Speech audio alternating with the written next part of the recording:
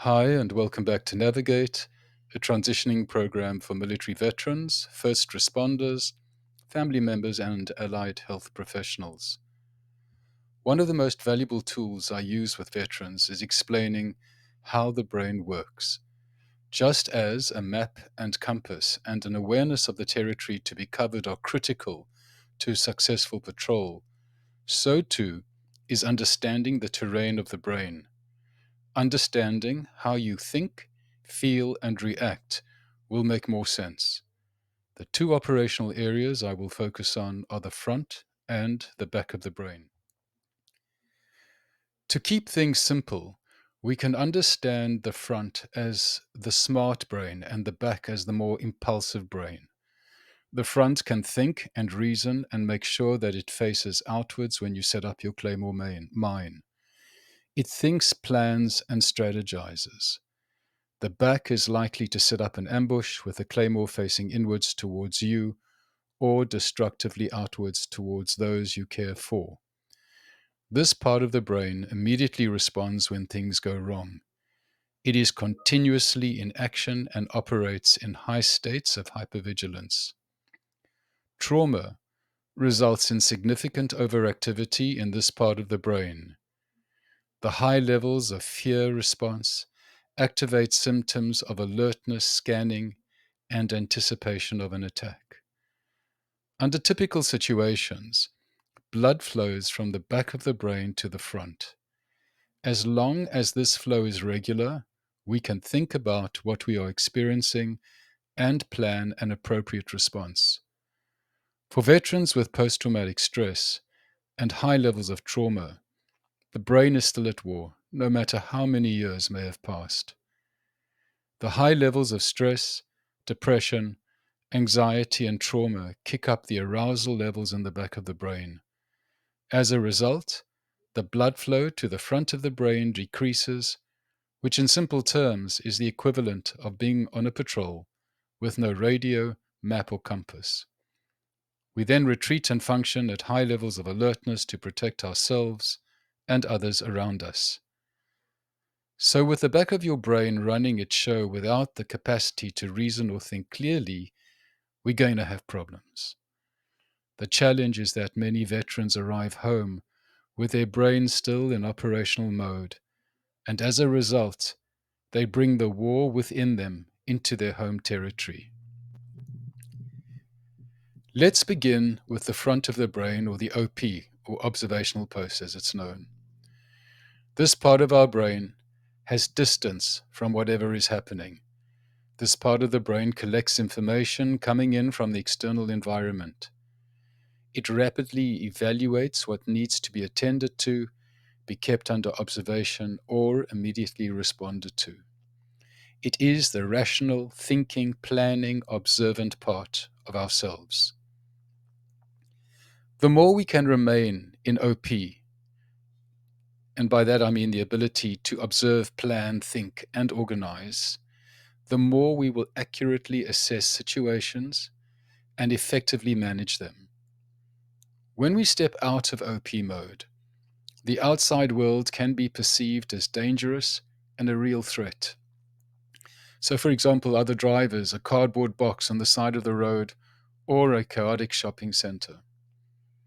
When we move out of our OP, we rapidly lose perspective and as a result cannot think, plan, and coordinate. Without this perspective, we run the risk of friendly fire, which in civilian terms equates to unnecessary and excessive reactivity to situations that do not place us or those around us at risk at a realistic and rational level. Our challenge is to use the OP part of our brain and learn to stand down the ambush zone. By stand down, I do not mean that we switch off the parts of the brain that instinctively react should a car lose control and drive at us. By standing down, I mean that we begin to activate the thinking parts of our brain so that we no longer hear every backfire as a shot or view every object on the side of the road as a potential IED. In understanding the ambush part of the brain, we can first understand the role of the trip flare. This is the brain's early warning system. It expects threats and danger to be around every corner. It is from this position that the claymore mine is triggered. The trip flare plays a significant role in anxiety. That part of our brain is always alerted to changes in our environment. That part of our brain lies in ambush, constantly alert to unusual sounds and the potential for the enemy to walk into the killing zone. When the trip flare position is acute, blood flow to the relay station or OP part of our brain is significantly reduced. This restricts our capacity to think, plan, assess, and interpret. It can and does result in behaviors that can be destructive to ourselves and others. The consequence of a shutdown OP and activated trip flare state can result in a contact, which is certainly never an effective choice in civilian life. The contact part of our brain prepares us to react and initiates a response.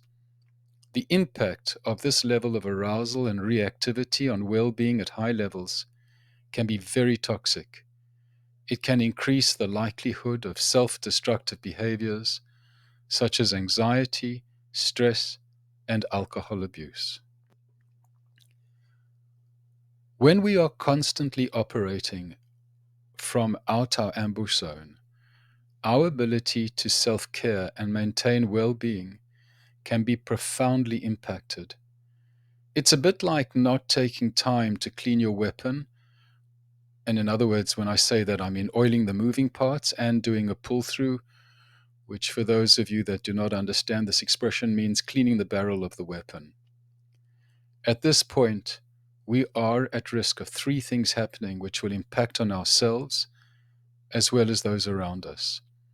The first is a negligent discharge or an ND or an AD, where the weapon fires accidentally, and this can be defined as a sudden rage, aggression, an uncontrollable act, for example, losing it with the children, the partners, or at work.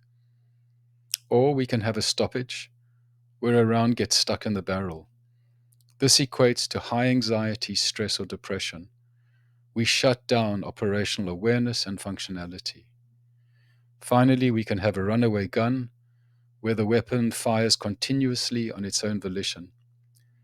This equates to uncontrolled and ongoing anger, stress, anxiety, and panic attacks. This equates to a 360-degree mess with no defined arcs of fire. Cleaning your internal residue is as important as cleaning the barrel of your weapon, as well as stripping and oiling all moving parts. Oiling the working parts equates to exercise, good sleep, and nutrition. The pull-throughs equate to mindfulness, yoga, breathing techniques, and many other body-based modalities. Remember that how you transition into civilian life will be determined by your ability to track your progress. In other words, to track your well-being, your mental state, impact on others, and consistency and discipline in using your pull-through tools. At times, it may feel as if you are sitting in the back seat of your car while trying to navigate through the challenges facing you. By just beginning with disciplined use of identified daily pull-throughs, you may still be facing challenges, but at least you're sitting in the front seat and have control of your vehicle.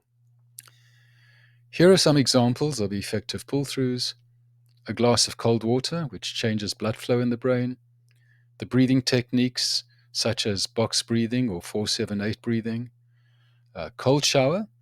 If you can manage this in an emergency, it will rapidly move you out of your ambush zone to your OP. It's very difficult to come out of a freezing cold shower and still be in high states of arousal. You can also learn to communicate a brief R&R to time out and regroup with those around you. Then we have the more longer-term protocols, and these are things like mindfulness, yoga, physical activity, good nutrition, effective sleep, and of course reduced alcohol intake. It is the most understandable experience to feel trapped by your trauma. It feels etched into your bones. It intrudes into every corner of your waking and sleeping life. Naturally, you want to escape and avoid, but we know that the brain can be rewired. We know that your painful memories, your trauma, grief, anger, loss, and guilt can be allowed to speak and heal. The healed warrior returns with great strength, compassion, wisdom, and heart. So start with small steps. Work on your sleep, nutrition, and exercise, because then these will lead to more significant steps. Allow your body to heal. It has wisdom and is waiting to walk with you. Just to finish, there is room in your brain and memories and body where all the pain, loss, grief, despair, and anger are stored. It may be 50 years old or recent, but it lurks in the shadows of your heart. It whispers to you in the early hours of the morning. It cannot be forgotten, silenced, or locked away. It feels real in the present.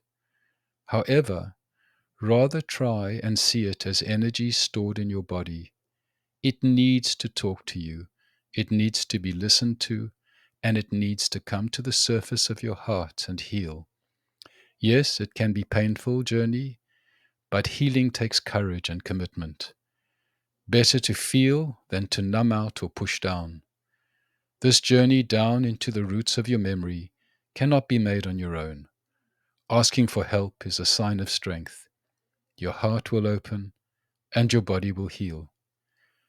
I hope this brief trip through the brain, operational neuroscience, and pull throughs can support you to move forward.